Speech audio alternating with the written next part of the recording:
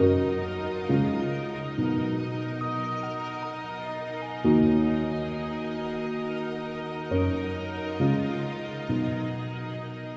je suis le papa de la famille Zéro Déchet depuis 6 ans et je suis avant tout un militant, activiste de l'éducation populaire. J'ai passé une vingtaine d'années dans les ONG, environnementales et humanitaires. Et puis, j'ai pris la tête d'une ONG qui s'appelle Mountain Riders en 2001, sur le même moment que Surfrider Foundation, qui est à l'océan, ici, que vous connaissez bien. Moi, j'ai fait la même chose en montagne, on ramassait les déchets, on militait pour un développement de la montagne qui soit en respect de l'homme et du milieu. Je suis passé par Nicolas Hulot, le pacte écologique Les Grenelles. Après, je suis passé par l'humanitaire, Action contre la faim. Je suis revenu dans le Pays Basque pour une ONG de protection de l'eau et puis Surfrider. Voilà, en fait, j'ai fait une belle boucle pendant 18 ans et j'ai passé mon temps à essayer de faire prendre conscience de notre système et puis d'amener au changement. Voilà, autant les individus que les structures d'entreprise que les collectivités, donc essayer de faire changer tout ça.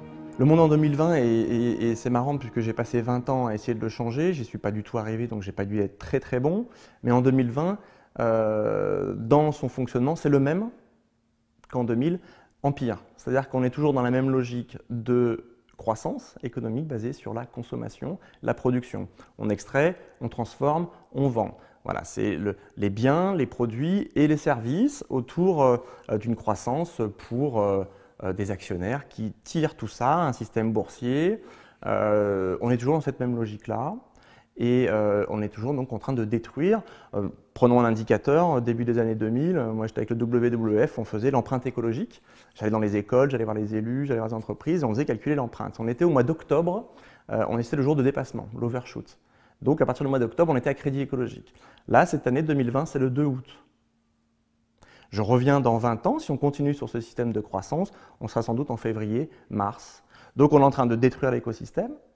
Les 2 tiers de la masse d'eau aujourd'hui sur Terre, la masse d'eau douce, est surpolluée, au-delà de sa capacité à se régénérer. Il y a beaucoup de matières qui sont critiques, la biomasse est critique, le changement climatique, on est à 2 degrés avérés, on va vers 5 ou 7 selon les scénarios, ce qui est une catastrophe totale. Donc tous les indicateurs sont dans le rouge, on continue dans le rouge, et on a un système qui perdure et qui même est en train de se durcir avec cette crise du Covid, dans cette logique de capitalisme dur, avec une surconcentration des richesses et un bas de la pyramide qui devient de plus en plus pauvre, de plus en plus large, et cette France périphérique qui devient de plus en plus large, de plus en plus nombreuse. Donc je ne suis pas très optimiste, et en tout cas quand je regarde ce qui s'est passé en 20 ans, on n'a pas réussi à sortir du système, clairement.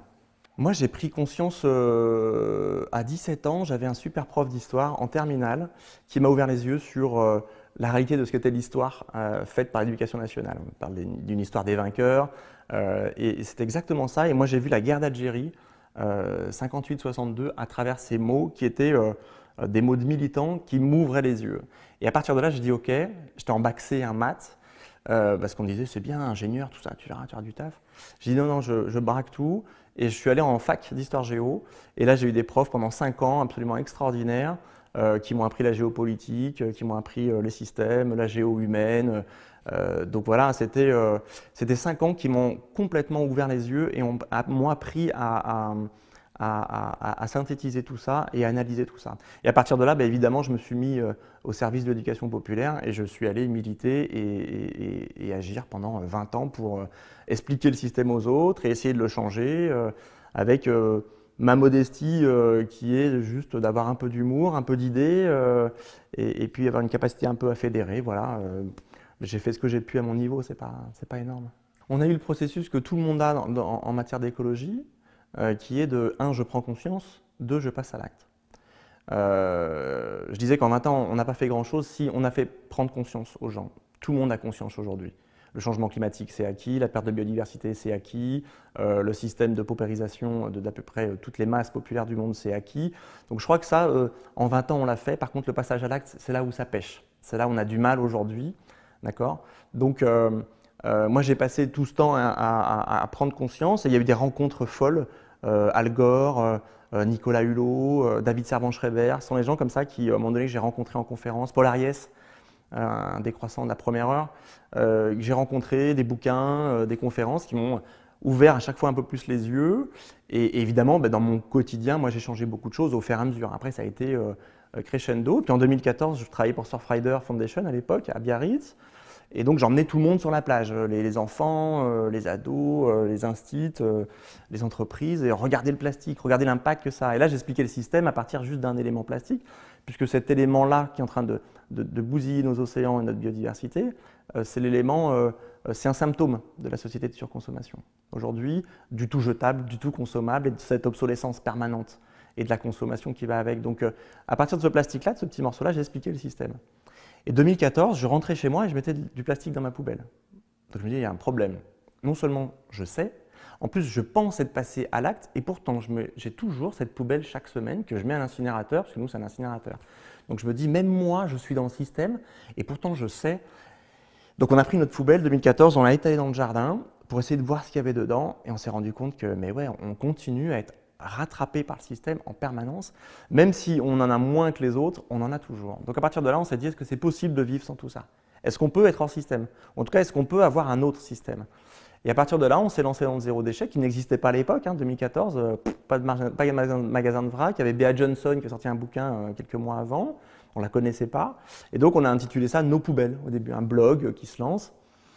Et tout le monde nous dit, mais vous êtes fous, qu'est-ce que vous faites? Et puis on a beaucoup rigolé à faire ce blog, moi à écrire avec un humour douteux puisque c'est le mien, et puis ma femme qui dessinait. Ça a pris énormément. Au bout d'un an, on a réduit notre poubelle à 1 mois. Deuxième année, on a réduit notre poubelle à 6 mois. Et la troisième année, on est passé à un bocal de déchets. Un bocal de déchets pour une année. Donc non seulement oui, c'est possible, un autre système est possible. Et en plus, ce qu'on a découvert, c'est qu'il est hyper vertueux. On l'a vécu très bien. Au contraire, on était surmotivés. C'est-à-dire que c'était à chaque fois un challenge. Mais comment s'en passer? Comment le dégager?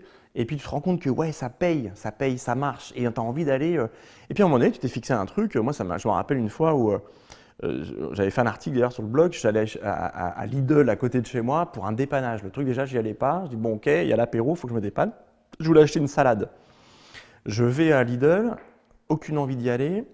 Je fais le tour de Lidl. Je prends conscience aussi que le plastique est absolument partout. Je vais au coin primeur, tout est emballé en plastique, le moindre concombre, évidemment la moindre salade. Du coup, je fais tout le tour et je ressors du Lidl en disant, bah non, je peux pas acheter ça. Je vais donc me passer de cette salade-là. Et c'est exactement ça. C'est-à-dire qu'à un moment donné, on s'est dit, bah ouais, il y a des renoncements à avoir.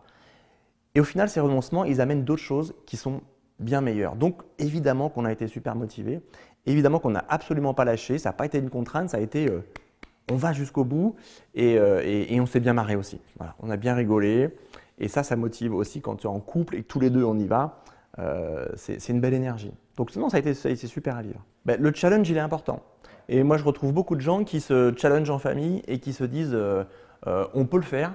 Et qui retrouve un effet personnel assez motivant et ça fait du bien au moral. Et je peux dire qu'en ce moment, le moral, c'est compliqué de l'avoir.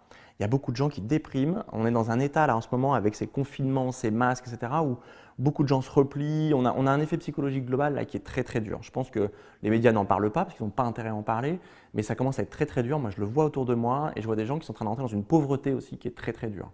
On en parle très peu. Mais je pense qu'on va se le prendre comme un boomerang.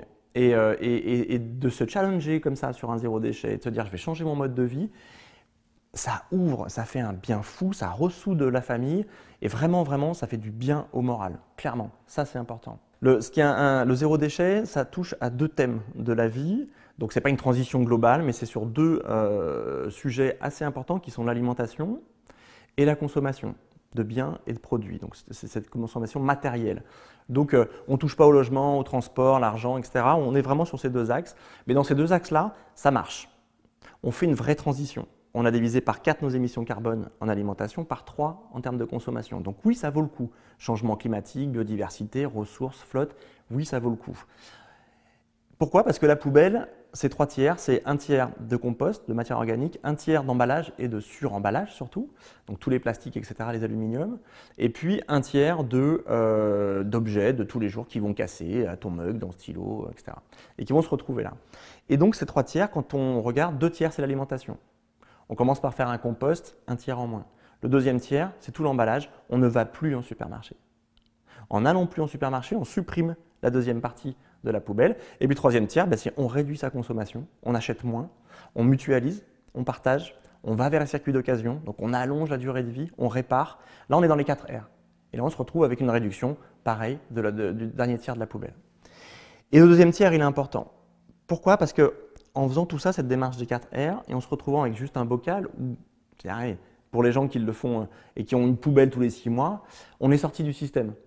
En s'attaquant aux déchets, on a retricoté un autre système. Comment? Eh bien, on va en circuit court. On arrête le supermarché. Le supermarché, ça veut dire quoi? Ça veut dire qu'on arrête d'acheter, pour commencer, des emballages, qu'on arrête de donner notre argent à des actionnaires qui ne sont pas en France, c'est-à-dire que cet argent-là, quand on achète chez Leclerc, Super U, Intermarché dans les territoires, on est en train de se faire piller. C'est un aspirateur à argent qui sort pour aller en dehors de nos frontières, dans la poche de gens qui en ont déjà beaucoup trop. Donc quand on fait du zéro déchet, on va acheter au marché, producteurs locaux, commerçants locaux, coopératives locales, que ce soit pour la viande, pour les produits laitiers, pour les fruits et légumes. Donc là, on est en train de solliciter une autre économie, une économie locale et résiliente. Et ça, c'est important, la résilience. Je rappelle qu'aujourd'hui, 50% de ce qu'on bouffe vient d'en dehors de nos frontières. On n'est absolument pas résilient. Une ville comme Paris, 10 millions d'habitants, c'est simplement 20% de ce qu'ils consomment qui est produit en Île-de-France. 80% vient d'en dehors des frontières. Donc on est juste à la merci de n'importe quel soubresaut. On n'est pas résilient. En plus, on se tue la santé parce que tous ces produits sont sucrés, sont salés, des additifs, transformés. Tout ce qui est ultra transformé, c'est une catastrophe. Ça veut dire cancer, diabète, obésité. Quand je mets toutes les causes de mortalité liées à la malbouffe et à la grande distribution, c'est 500 000 personnes qui meurent chaque année. On est très très loin des 30 000 du Covid. 500 000. On n'a pas arrêté d'aller en grande surface. Je pense que pourtant, cette mesure, elle serait plus importante si on veut vraiment faire une action sur la crise sanitaire. Pour moi, la crise sanitaire, c'est la grande distribution aujourd'hui. Ce n'est pas du tout le Covid. Aujourd'hui, il y a 4 groupes. Carrefour, Auchan, Leclerc et Intermarché, en gros. Ces 4 groupes-là gèrent 82% de l'alimentation en France. C'est un quasi-monopole pour 4 boîtes qui sont évidemment des PDG, Mulliez, de Auchan, etc., sont multimilliardaires. C'est ça la réalité. Comment ça se passe aujourd'hui? Et à l'inverse, en face, on a des producteurs, on parle des agriculteurs, d'accord, qui sont de moins en moins nombreux. Il y a plus de départs à la retraite que d'installations, d'accord. On est en déficit. On a eu une surconcentration, d'accord. Donc, un agrandissement des capacités de production, surconcentration, surendettement. Aujourd'hui, les 2 tiers de ces producteurs qui fournissent une partie des produits de cette grande distribution sont déficitaires sur leur exercice. C'est-à-dire que 2 tiers aujourd'hui ne vivent qu'avec les subventions de la PAC. C'est-à-dire qu'en gros, notre argent, notre impôt, qui va financer cette PAC, donc ces producteurs, permet de financer la marge de ces 4 groupes. En fait, on est dans une logique de rente. En fait, on est en train de se faire piller, on est en train de se faire les poches par ces 4 grands groupes de milliardaires. Voilà ce que c'est que la grande distribution. Et la PAC est juste, ça fait 25 ans qu'on demande de la réviser, c'est juste cet outil européen de validation de ce système-là. Donc, transition alimentaire, qu'est-ce qu'il faudrait faire? Évidemment qu'on n'a absolument pas suffisamment de maraîchers, de coopératives de production aujourd'hui en France sur les territoires. La transition, aujourd'hui, elle est demandée. Ce qui est important depuis 20 ans et dans la prise de conscience et les changements, c'est qu'on a des poignées de gens comme nous qui, avec le zéro déchet, ont prouvé que c'était possible. On prouvait qu'un autre système était d'abord bien meilleur pour l'emploi, la santé, etc., l'écologie. Donc maintenant, on sait que ça marche. De plus en plus, les collectivités locales s'en emparent, font la promotion de tout ça, d'accord? On a ce qu'on appelle le passage à l'échelle. Maintenant, il va falloir qu'on passe à l'échelle globale, c'est-à-dire qu'on sorte de cette logique de grande distribution pour aller vers des logiques de circuit court et de transition sur les territoires. Évidemment qu'on ne pourra pas le faire uniquement parce que les gens vont le demander sur une logique d'offre et de demande. Donc, il va falloir accompagner ça et c'est là que l'État, c'est-à-dire nous, sert à quelque chose. C'est là que la représentation départementale, régionale, les agglos et les Comcom ont leur rôle. C'est là qu'on peut dire le Green New Deal, si on veut en faire un, en tout cas une transition, c'est à la collectivité, c'est-à-dire notre argent et notre intérêt, de s'en emparer. Moi, je vois très bien une communauté de communes qui a 50, 100 000 habitants, la gestion de l'eau, des déchets, de l'éducation, des transports. En gros, tous nos besoins primaires sont assurés sur le territoire. On peut très bien dire, OK, à 10 ans, la transition alimentaire, objectif, préempter les terrains, réinstaller des gens, facilité fiscale, bien sûr, pour permettre à ces gens-là. Et puis, on organise le circuit court. On préempte des lieux. Hein, on préempte cette grande distribution, on sort et on prend ce lieu. C'est ce qu'on fait Cœur Paysan en Alsace. 32 producteurs ont repris un Lidl. Ils sont 32 à vendre en direct tout ce qui est produit à 50 km. C'est un carton. 12 salariés, 10 millions d'euros de chiffre d'affaires. C'est ça le modèle. Pourquoi pas? Coopératif, partagé, local. Et c'est la collectivité qui doit nous permettre de faire cette transition. Pour l'instant, on ne le fait pas. Jusqu'à quand on va attendre de le faire? Moi, je pense que largement aujourd'hui, l'opinion est prête. En 20 ans, la prise de conscience, elle s'est faite. Aujourd'hui, la clé, c'est le passage à l'acte. On ne le fera pas dans une logique d'offre et la demande. Il faut que ce soit collectif. Et la clé, ce sont les élus locaux et nos institutions. À nous de le faire tous ensemble. Aujourd'hui, on a des collectivités qui, en tout cas sur la question des déchets, sont dans une autre logique. Et ils sont un petit peu entre le marteau et l'enclume. C'est-à-dire que l'État vient leur dire aujourd'hui, il faut faire la promotion de la croissance verte et d'économie circulaire, avec toujours ce grand parangon du recyclage qui est le miracle technologique qui va nous sauver de la surproduction et de la gestion des déchets. Évidemment, non. Hein, avec ce qui va avec, c'est-à-dire tous ces plastiques biosourcés, etc., la canne à sucre, le maïs. On est toujours dans des logiques de production et on n'est toujours pas à la sortie du jetable. Ce qui change dans les collectivités, ce que je vois moi au niveau des personnes qui font la gestion des déchets dans les comités de communes, c'est qu'ils commencent à sortir de cette idée du tri, du recyclage, pour aller vers la réduction à la source. Et les logiques de prévention de tous ces ambassadeurs du tri, justement, ces gens qui font sur le terrain la relation avec les citoyens, commencent à se dire, on s'est un peu fait avoir là, je crois. Non, le tri, ce n'est pas la solution, le recyclage, non. Ça fait 20 ans, 25 ans, on arrive à des taux de tri qui sont 20-30% pour les meilleurs. C'est-à-dire qu'on a investi un argent de dingue pour rester dans une logique de pétrole, d'énergie, de consommation, de jetables. On n'a absolument pas changé le système, on s'est fait avoir. Et j'entends les ambassadeurs de tri qui disent « ouais, non, mais moi, il faut que je sois ambassadeur du zéro déchet ». Et zéro déchet, comme ça, dans les collectivités, en train d'être repris et en train de changer le paradigme, de dire « non, réduction à la source ». Et moi, je suis hyper enthousiaste à cette idée-là. J'aimerais maintenant qu'on ait vraiment des politiques au niveau des agglos et des Comcom qui disent « ok, transition ». On va encore plus loin que ça et on fait la transition alimentaire. Alors de temps en temps, on a des échos comme ça, du côté de Grenoble et d'Éric Piolle, du côté d'Albi, ils avaient annoncé 80 hectares préemptés, transition alimentaire, 10 ans on est autonome. J'entends des maires comme ça, à Puy-Saint-Vincent, dans les Hautes-Alpes, où on commence à avoir des gens qui en local veulent appliquer cette logique-là d'une manière démocratique. Donc on en est aux prémices, ça fait des bulles comme ça. J'aimerais vraiment que ça se généralise. Je ne sais pas combien de temps ça va prendre, est-ce qu'on va y arriver? Je rêverais évidemment d'un État qui aille là-dessus, mais cet État-là, on l'a bien compris, il n'est pas là pour ça. Donc pour l'instant, on a des bulles démocratiques comme ça en territoire qui montrent que ça peut être possible et qui essayent de faire des choses. Je pense que de manière plus pragmatique, sans parler d'une spiritualité, on en a tous une. Je pense que surtout que c'est le rapport au temps et à l'espace. Et le luxe aujourd'hui, pour ceux qui ont de l'argent encore une fois, pas pour les 9 millions de Français qui sont en dessous de 800 € par mois, puisque ça c'est la réalité, pour les gens qui en tout cas ont un peu d'argent, c'est leur rapport au temps et à l'espace. On n'a jamais le temps. On est toujours en train de courir. En plus, avec le numérique et tous ces objets connectés, on perd complètement la relation au temps et à l'espace et au présent. C'est-à-dire qu'une fois qu'on est là, on n'est plus là. On n'est plus avec les gens, on n'est plus dans le lieu. Et le moment présent est perdu. Donc, ce qui est bien avec le zéro déchet, c'est qu'on inverse, et globalement la transition écologique, on inverse ce cercle vicieux. C'est-à-dire qu'on va être dans une logique, le temps c'est de l'argent. Donc il faut que je travaille pour faire de l'argent. Je me retrouve à faire mes 10, 12 heures par jour, mes 60, mes 80 heures par semaine, parce que c'est la réalité de beaucoup de gens, des cas de sub, des commerçants, etc.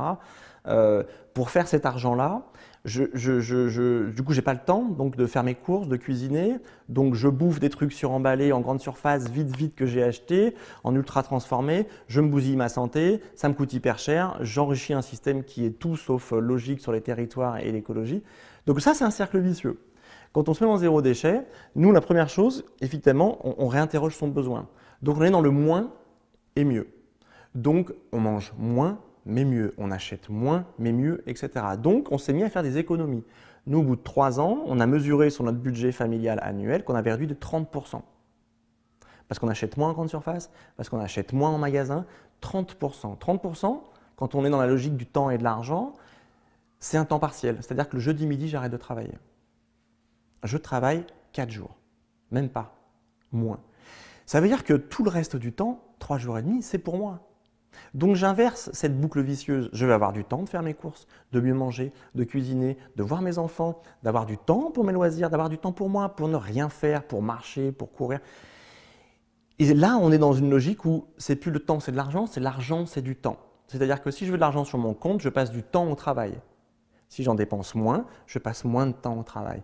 Et c'est ça ce cercle vertueux. C'est-à-dire que, et c'est ce qu'on appelle depuis 20 ans dans la transition écologique, c'est de dire ralentissons.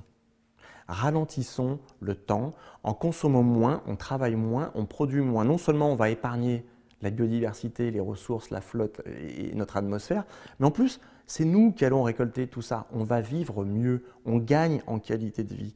Et ça, c'est hyper important. Et moi, je n'ai pas perdu en confort. C'est-à-dire qu'aujourd'hui, la plupart des économistes de la transition qui réfléchissent, je pense à Nico Petsch, par exemple, un économiste atterré allemand, qui lui, pour lui, 20 heures, ça suffit. 20 heures par semaine travailler, ça nous permettrait de répondre à nos besoins primaires, d'accord, qui sont de manger, se loger, se chauffer, mais largement en 20 heures. Et là, on partage beaucoup d'autres choses. C'est-à-dire que tout ce temps libéré va nous permettre de se voir en territoire, de travailler autrement, de repenser le collectif, de repenser la citoyenneté, le rapport aux politiques. Aujourd'hui, tout est sur « je dois gagner de l'argent, donc je prends tout mon temps là-dessus ». Et le grand perdant, c'est évidemment la démocratie, le lien social, le temps perso. Et on en vient à se dire c'est du luxe d'avoir 2 ou 3 jours d'affilée à rien faire. Non, mais c'est incroyable. Moi, j'aime bien prendre la pyramide de Maslow, c'est quand même la base. Les besoins primaires, c'est quand même manger, dormir, voilà, juste des besoins physiologiques. Ensuite, on a le besoin de sécurité, d'accord. Ensuite, on a l'épanouissement, la réalisation personnelle. En gros, hein, on va dire les 4 étages, on va dire 3. Le premier, aujourd'hui, je fais juste un rappel, pour avoir habité moi un petit peu ailleurs et travaillé dans l'humanitaire, la moitié de l'humanité aujourd'hui n'est même pas au premier socle. C'est-à-dire que 3 milliards d'individus aujourd'hui sur Terre vivent avec moins de 2 $ par jour. 2 $ par jour, c'est-à-dire que tu te lèves le matin, si tu arrives à faire un repas le midi, tu es content. Et en plus, tu ne l'as même pas en numéraire, hein, les 2 $. C'est juste en équivalent troc de tu as donné un peu de temps pour faire ça ou tu as trouvé un truc à échanger. C'est ça la réalité de la moitié de l'humanité. La moitié. Donc, et c'est ces gens-là en plus qui prennent le changement climatique en pleine figure, lié à notre mode de vie en premier, c'est-à-dire toute la frange équatoriale et subsaharienne. Et c'est eux les plus pauvres, c'est eux qui prennent nos émissions carbone. Donc ça, c'est la première chose. Alors que nous, on en est à un niveau où on est tout en haut de la pyramide, d'accord, on a tous nos besoins et on en a encore à être pas content. Parce que finalement, ce besoin de réalisation et ce sens, c'est ce qu'on appelle l'être par rapport à l'avoir, là, on ne l'a pas. On ne l'a pas parce qu'on n'a pas le temps. Hein, on n'a pas le temps, on ne fait que travailler. Puis en plus, on fait un travail, si on pouvait choisir, on n'irait pas. 80% des gens vont au boulot et font un boulot qu'ils n'ont pas envie de faire. C'est quand même incroyable, 80%. Hein. Donc, et là, avec cette épidémie du Covid, on est en train de régresser dans le deuxième frange qui est le besoin de sécurité. C'est-à-dire qu'on fait tellement peur tout le temps. Là, il faut avoir peur de tout le monde, partout, de tout, de la pandémie, des terroristes. Hein. C'est-à-dire qu'on nous met tout en bas. Là, on est au premier degré aujourd'hui de la pyramide. Et ce besoin de sécurité, qui peut l'assurer? Eux, hein, parce qu'ils nous disent tout ce qu'il faut faire. Donc, on en est là aujourd'hui. Mais il y a plein de gens qui ont basculé en bas du premier socle. Donc, pour moi, le confort, c'est juste de pouvoir aujourd'hui être chez soi avec un chauffage et un frigo avec quelque chose à manger pour ses enfants et pour soi. Ça, pour 9 millions de personnes en France, ce n'est pas assuré. À partir du 15 du mois, les gens, ils n'ont plus rien à bouffer. C'est une réalité. Hein. Donc, déjà ce premier socle. Ensuite, le deuxième socle, le besoin de sécurité, je ne pense pas que ce soit avec plus de flics et plus de masques qu'on va arriver à faire ce besoin de sécurité. Donc, il va falloir remonter la pyramide, d'accord ? La transition écologique, elle nous offre cette opportunité de redéfinir cette pyramide et de redéfinir ce cercle vicieux dans lequel on est pour plus d'emplois, plus de territoires, plus de liens sociaux, plus d'abondance, mais la vraie abondance, c'est-à-dire d'avoir aujourd'hui du maraîcher là, du verger là, des coopératives là et du travail pour tout le monde. On a tellement envoyé le boulot ailleurs avec cette logique de globalisation. Moi, j'ai fait une conférence à Roubaix, ville la plus pauvre de France. 1 personne sur 2 en dessous du seuil de pauvreté. 1 personne sur 2, 50%. Pourquoi? Parce que Arnaud et Pinault ont pris l'ensemble des entreprises du Nord à leur profit pour les envoyer en Chine. C'est ça la logique. On s'est battu à Carcelor, les Goodyear. Je veux dire, combien de médias, combien d'infos il y a eu sur toutes ces délocalisations qu'on n'a pas arrêté, qu'on n'a pas stoppé pour mettre tous ces gens-là dans un confort qui n'est pas assuré. Donc, en faisant la transition, on va recréer de l'emploi sur les territoires, on va relocaliser. Imaginez si on relocalise l'alimentation, le textile, juste la base de la base, produire des fibres, le designer, les filer, etc. Mais je veux dire, on remet tout le monde au boulot. C'est-à-dire qu'on remet la base de la pyramide de Maslow, besoins primaires, besoins de sécurité, assurés pour tout le monde. La première chose, c'est qu'on est des mammifères. Ça, on l'oublie la plupart du temps, et qu'on fait partie de la chaîne alimentaire et de l'écosystème. Maintenant, on vit hors sol complètement, c'est-à-dire que de son appartement jusqu'à sa voiture, jusqu'à son bureau, en passant par son portable, on est complètement déconnecté du vivant. Et beaucoup de gens en souffrent. Certains ne le savent même pas. Et une grande partie essaye de se reconnecter en allant marcher, courir. Les vacances servent à ça, à se reconnecter, à vivre en camping, à se mettre au ras du sol et avoir les arbres et la pluie. Je veux dire, on est complètement déconnecté la majeure partie du temps. On est des êtres productifs hors sol. Donc évidemment que cette déconnexion, elle fait beaucoup de mal. Évidemment que cette reconnexion, elle doit passer par le territoire et par une relocalisation de certains emplois qui vont nous permettre de revenir à quelque chose de plus proche. Et puis surtout, encore une fois, la deuxième chose, ça c'est l'espace, le temps. C'est-à-dire qu'on n'a toujours pas le temps d'être connecté à son territoire, de faire du lien social. Il faut qu'on travaille moins et qu'on se reconnecte évidemment à notre nature parce qu'on aura le temps de le faire. Quand je ne suis pas en train de courir toute la journée, j'ai un peu de temps pour être dans la nature. Et cette nature-là, aujourd'hui, à être tellement hors sol, évidemment, on est déconnecté, évidemment, on est en train de complètement la détruire. Je veux dire, tous les indicateurs sont juste incroyables. Notre empreinte écologique, aujourd'hui, elle n'est absolument pas acceptable pour le milieu. Que ce soit les ressources, l'eau, l'atmosphère, le changement climatique, on arrive à un moment, à un niveau donné où je crois que les gens ne se rendent pas bien compte des conséquences de ce système-là. Et c'est ce que j'explique en conférence, ce système-là n'est pas viable. Il n'est pas viable depuis 20 ans. Je vous l'ai dit, on était en jour de dépassement en octobre il y a 20 ans. Aujourd'hui, on est au 2 août. Si on continue, dans 20 ans, ce sera février-mars. Qu'est-ce qui va rester de la biodiversité? Moi, je suis un grand militant de la transition, c'est-à-dire que je suis quelqu'un de non-violent, légaliste et collectiviste. Je suis persuadé qu'on peut le faire tous ensemble. On sait ce qu'il faut faire aujourd'hui de manière très rationnelle. Je suis ni optimiste ni pessimiste, ça c'est Bernard Stiegler qui le disait très bien. Je suis un réaliste, c'est-à-dire que rationnellement, objectivement, je sais ce qu'il faut faire pour l'alimentation, pour la finance, pour avoir un autre système. C'est pour ça que je l'ai écrit dans le bouquin et je ne suis pas le seul à le raconter. Mais ça veut dire qu'on le fait en pleine conscience. C'est-à-dire que de manière rationnelle, on se dit « Ok, stop, on se met ensemble, là on se met un plan à 5 ou 10 ans, on avance là-dessus. Sur l'énergie, c'est négawatts, je veux dire, le scénario, ça fait 30 ans qu'ils nous disent « Ok, stop, on pourrait faire comme ça ». Il y a des gens intelligents, il y a plein de choses qui sont dites et faites depuis 20 ou 30 ans. Malheureusement, comment ça se fait qu'on ne l'applique pas? Moi, j'en suis des fois à douter de l'idée de la transition. Donc, je me dis, mais pourquoi on ne le fait pas collectivement? Et on se rend compte que là, en ce moment, on va même vers l'extrême. C'est-à-dire qu'avec cette logique de Covid, on est vers l'inverse de ce qu'on devrait faire. C'est-à-dire qu'il n'y a plus de lien collectif, on divise, on détruit, on fait peur. On est à l'inverse de la transition en ce moment. Moi, ça me rend à la fois en colère et très triste, mais cette idée de la transition en pleine conscience, on n'y est pas du tout, du tout. Donc, j'en suis à me poser la question et j'ai malheureusement pas de réponse. Est-ce qu'on va réussir à le faire de manière choisie, collective, intelligente, et comme tu le dis, dans la joie, où chacun va pouvoir mettre ses talents? Je rêve de ça, ça serait juste, mais peace and love, magnifique, d'accord? Ou est-ce qu'on va le faire quand on sera au pied du mur, quand on n'aura pas le choix, quand on sera dans des logiques de conflit, de souffrance? C'est ce que disait Nicolas Hulot, il le dit depuis le début, 20 ans qu'il le dit. Est-ce qu'on va le subir ou est-ce qu'on va le choisir? Moi, j'essaye de montrer qu'on peut le choisir et qu'il y a plein de voies pour le choisir. Malheureusement, pour l'instant, ce n'est pas ce qu'on a choisi comme voie et on le subit. Et j'ai peur qu'on attende, et moi qui suis historien de formation, quand on regarde l'histoire, c'est tout sauf, à un moment donné, des choix en conscience, des choix collectifs. Une société, ce sont des intérêts, des castes, des classes, ça tire dans tous les sens et ça frictionne pour essayer d'avancer vers quelque chose. Donc là, on en est là aujourd'hui.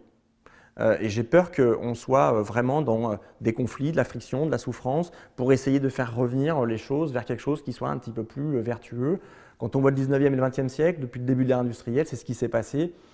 J'ai peur que le 21e, en fait, dans mon idée de transition, je sois malheureusement trop utopiste et que la société ne fonctionne pas comme ça et n'avance pas comme ça. Donc on va se retrouver avec des ronds-points, des virages, des clashs, parce que la logique sociologique et historienne, elle est là-dedans. C'est-à-dire qu'on va aller vers quelque chose un mode friction et adaptation, friction-adaptation, contexte, Et avec cette logique de classe qui malheureusement est toujours là, et avec une élite aujourd'hui qui fait beaucoup de mal au reste de la société. C'est une des clés, oui, c'est une des clés évidemment. C'est-à-dire que si l'opinion publique ne change pas, n'évolue pas vers une demande, une prise de conscience et une demande différente, évidemment que nos hommes politiques ne vont pas faire le changement. C'est-à-dire qu'à un moment donné, ils sont là en représentation de nos intérêts. Enfin, là, je suis dans le principe. Et si l'ensemble de l'opinion va vers un sens, a priori, on peut avoir cet espoir de changement. Donc, évidemment que la clé, c'est d'abord de changer l'individu.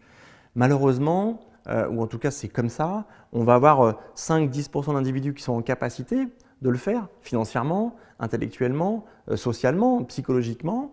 Et puis on a une grande quantité de citoyens, 80%, 90%, qui n'ont pas la capacité de le faire. Je ne les juge pas. C'est juste qu'on n'est pas tous nés sous la même étoile. On n'a pas tous eu les études qu'il fallait, on n'a pas tous un compte en banque qui va avec, on n'a pas tous l'envie, on a tous une contingence de dire ben, il faut que je travaille pour donner à manger à mes enfants. Toutes ces personnes-là, il va falloir les accompagner et ça, on ne le fera pas si ce n'est pas collectif. Et c'est pour ça qu'on a la politique. C'est pour ça qu'on a des gens qui représentent l'intérêt général. J'ai l'impression que quand je dis ça, c'est même plus possible de l'imaginer. Enfin, faut se rappeler qu'à la base, c'est ça. C'est le système démocratique et électif, c'est de dire on a des représentants de notre intérêt. Ici, en territoire, on a le département avec un député. C'était ça la base en 1789. Pour la constituante, le mec représentait le territoire, d'accord?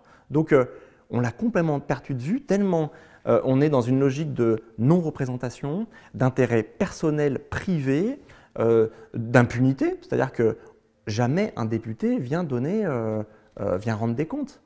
Est-ce qu'on a fait le bilan de François Hollande au bout de 5 ans? De toute façon, il est dans une logique légale, législative, d'irresponsabilité. Il est irresponsable, inattaquable. C'est-à-dire qu'on en est là du système. Donc, je pense que oui, l'individu peut prendre conscience et faire des choses, mais malheureusement, ça ne suffira pas. On ne peut pas faire le changement s'il n'est pas collectif et politique. Donc, il faut se reconnecter à ça et il va falloir qu'on récupère nos institutions. Il va falloir qu'on récupère notre état de droit parce que clairement, là, on se les fait voler, d'accord? On a des logiques d'intérêt qui sont tout sauf aujourd'hui le bien commun et le vivre ensemble. Donc, et je pense que la base de la reconquête, comme toujours dans ces logiques politiques-là, c'est le territoire. Moi, je rêve d'une alliance élus et citoyens sur les territoires. Ici, une communauté de communes, ici, une commune, qui disent « Ok, stop, nous, on dit que ça se termine. » Et encore une fois, je le répète, à l'échelle de la communauté de communes et de l'agglo, l'ensemble des besoins primaires sont assurés. Donc, pas de panique. On va pouvoir manger, se transporter, boire. Et en plus, les solidarités vont faire que ça va bien mieux se passer. Alors, la reconquête, pour moi, c'est là, c'est le territoire. Il y a plein de projets locaux qui sont très intéressants autour de la transition alimentaire, la transition financière, autour de la construction de logements, autour de l'énergie. On a des gens qui sont intelligents et on a une intelligence collective qui fonctionne très bien, très souvent. J'ai plein d'exemples pour raconter ça. Malheureusement, c'est à chaque fois à la marge, c'est à chaque fois sur des fonctionnements qui devraient, alors en partie encouragés par les collectivités locales, mais en partie portés par des gens à bout de bras.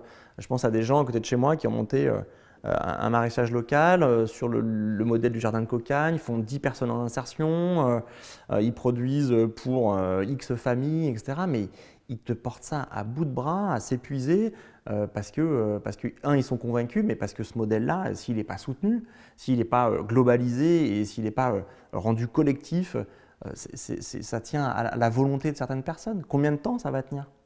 C'est ça la question. C'est-à-dire qu'à un moment donné, un, on montre que ça marche, deux, qu'il y a le besoin, mais à un moment donné, il va falloir passer, encore une fois, c'est le passage à l'échelle. Il va falloir qu'on généralise ces modèles-là. Et encore une fois, ça ne se passera, si on ne le fait pas en territoire, ça ne se passera pas. Donc il faut vraiment que les collectivités en territoire, citoyens élus, je le redis, c'est pour moi l'alliance clé pour faire ce changement en territoire et montrer que ces systèmes-là peuvent être généralisés et quelque part s'affranchir aussi de ce modèle jacobin qui est ultra descendant, avec les préfets tout-puissants. Il faut qu'on passe à un autre système pour dire non, on veut autre chose. Mais je vois plein de maires qui se motivent là-dessus et ça, par contre, ça me donne une belle note d'espoir. Il y a des beaux hommes politiques en territoire qui font des belles choses.